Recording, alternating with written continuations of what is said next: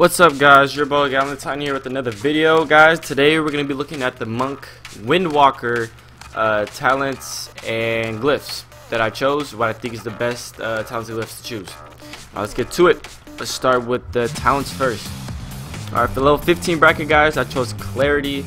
Now what Clarity does is a passive ability that allows you to roll and choose torpedo more often, increase the maximum number of charges by 1, and reduce the cooldown by 5 seconds. Now the reason I chose Clarity, it allows the monk Windwalker more mobility, especially in PvP situations. You could just roll a lot more, treat torpedo away this way, you know what I'm saying? It's just a lot more mobility, and I like that when I'm playing a melee class. Tiger Lust, it's pretty much just there's a movement impairment effect which reduces their movement speed and increases your movement speed by 70%. So I don't find that too great. Not too great. I don't find that useful, I would say. And the momentum, every time you roll at your chi torpedo, your movement speed is increased by 25%. That is a nice ability. I mean, you have increased movement speed, but other than that, I don't find it too useful. On to the 30 bracket, guys. Chi Wave, Zen Sphere, Chi Burst. I chose Zen Sphere. Now, the reason I chose it, Chi Burst is more of an AoE healing ability. I actually have Chi Burst as my Windwalker. As my Wisp Weaver. You see right here, Chi Burst, because it's a really good AoE healing ability. Chi Wave is another healing ability, so that one's not too great, because Windwalker, you know, you want to do damage. That's the whole point. It's a DPS class, or DPS spec. So Zen Sphere does healing to you. It's a hot, but it also, you could trigger it again once you use it the first time to do AoE damage, which is great. Now I'm about to show you what I mean by AoE damage. Let's get down here real quick to the training dummies. Alright, so let's get some cheat real quick. So say this is just some enemy that I'm fighting in some battleground, something like that. I activate Zen Sphere right now. See, it's doing healing 2k, and it does for 15 seconds. So as it clicks down, gets closer to 1 second, you know, I'm getting all that healing I possibly can. Blah blah blah blah. Activate again. Boom, AoE damage. 12k, 11k, another 11k. So it does healing and damage. So it's like a 2-for-1 ability, if that doesn't really make sense. Anyways, it does damage and healing. So that's why I chose that one, because the other two talents is pretty much healing, except for Chi Burst does do damage though, but I find Zen Sphere more useful than Chi Burst. Next, guys, is the 45 bracket talents. We have Power Strikes, Ascension, Chi Brew. Chi Brew, out the way, we don't want that. It's either between Ascension and Power Strikes, guys, and I find Power Strikes to be more useful, so that's why I'm using Power Strikes. What Power Strikes does, it's your jab generates additional Chi, and the effect is a 20-second cooldown. And if you're already at maximum Chi, a Chi Sphere will be summoned near you. Now, the reason I picked Power Strikes instead of Ascension is, well, I tested them both out at first to make sure I'm picking the right one. And Power Strikes, it just, I do more damage faster because I'm generating more Chi, and the faster I generate Chi, the faster I can use other abilities to do more damage. And I just found that I do more damage than the Ascension talent. Although though the Ascension talent is a nice talent choice because you get an additional maximum Chi point just by once. You get 5 Chi instead of 4. I just find that Power Strikes, I can output a lot more damage than Ascension. That's pretty much the main thing right there. So that's why I chose Power Strikes. Alright, guys, on to the level 60 talent. I chose Leg Sweep. Now all of these are reasonable choices for 60 bracket. Deadly Reach, it was either Deadly Reach or Leg Sweep for me, and the reason I chose Leg Sweep is because Deadly Reach is a great talent, but it's limited to only single target, and Leg Sweep I find to be more useful while I'm questing or PvP and that type of stuff, because any enemies in front of me, I can knock all of them down and stun them for 5 seconds, while Deadly Reach, I can only stun one target instead of multiple. So that's pretty much the only reason why I got Leg Sweep over Deadly Reach, just because it's AoE. And Charging Ox Wave, you pretty much rush forward and you stun all enemies within the path for 3 seconds. Now this is a good ability as well, except you only limit it to any enemies you run into that's a straight line. So you have to, like, wherever you're going straight, your character, any enemies in that path that you're going straight on, you hit.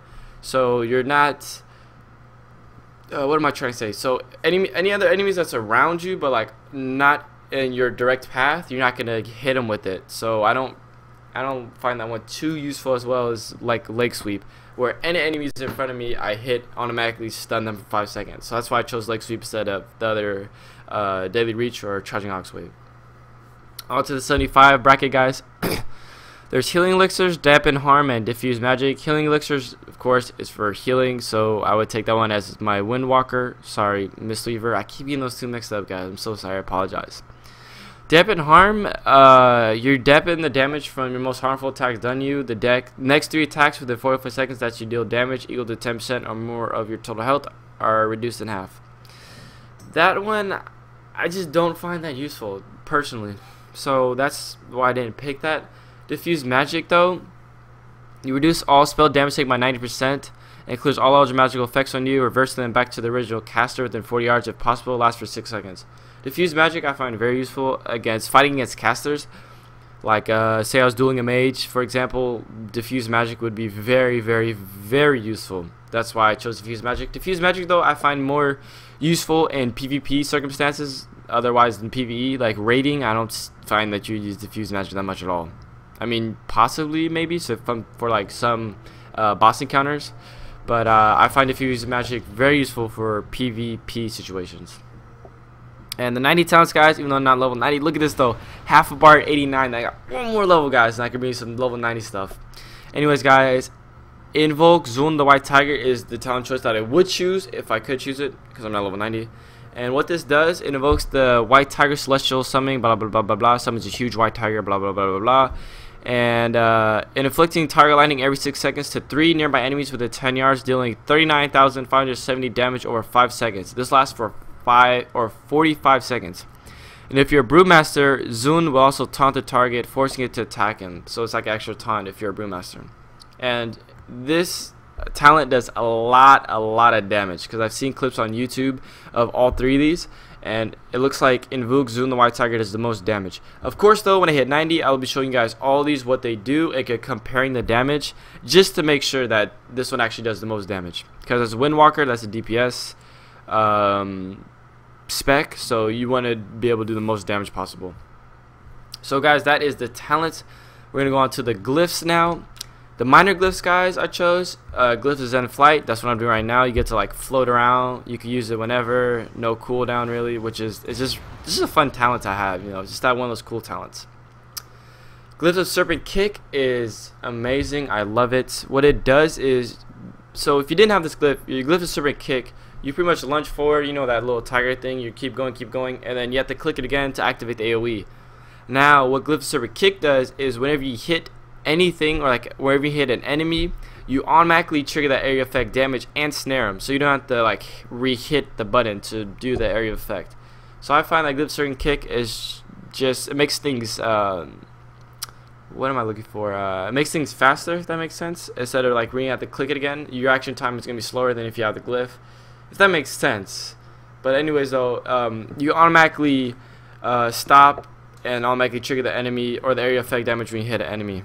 I'm going to show you what that looks like right now. Fall down.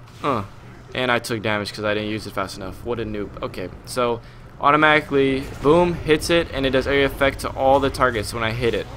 So instead, if I didn't have that talent, I would keep going like through the wall and keep probably going over here until I hit the button to redo it. So it just makes it easier, pretty much. All right, next glyph. Rising Tiger Kick. The only thing this does, really, it changes the visual of my Rising Sun Kick, which is this ability right here around 2 action bar, and it alters the color to the color of the white tiger. That's pretty much it. And the only reason why I got it, guys, is because it looks cooler than the default. That's the only reason why. And a lot of the time it's hard to see unless you're like really just zoomed in. I'm gonna show you right now. Let's go here to get some chi going. And I just used it, so you probably didn't even recognize it. It's just a talent that looks cool, but it's kind of hard to see. Let's see. See, it just looks white. Before, I think it was like reddish. So that's the only reason why I got it. I just find it like it looks cooler. So it's pretty much the only reason why I got that talent. And now let's go on to the what am I saying? The major glyphs. We just went over the minor glyphs. Galarn, what are you doing? The major glyphs. First one I got is Glyph of Sparring. What this does is when I'm fighting an enemy, I have a 5% chance to deflect spells from attackers in front of me, stacking up to 3 times. So I'm sparring, fighting an enemy, PvP, whatever. I have a 5% chance to deflect spells from the attackers in front of me. So that's very useful, especially in questing, guys. I found that very, very useful in questing.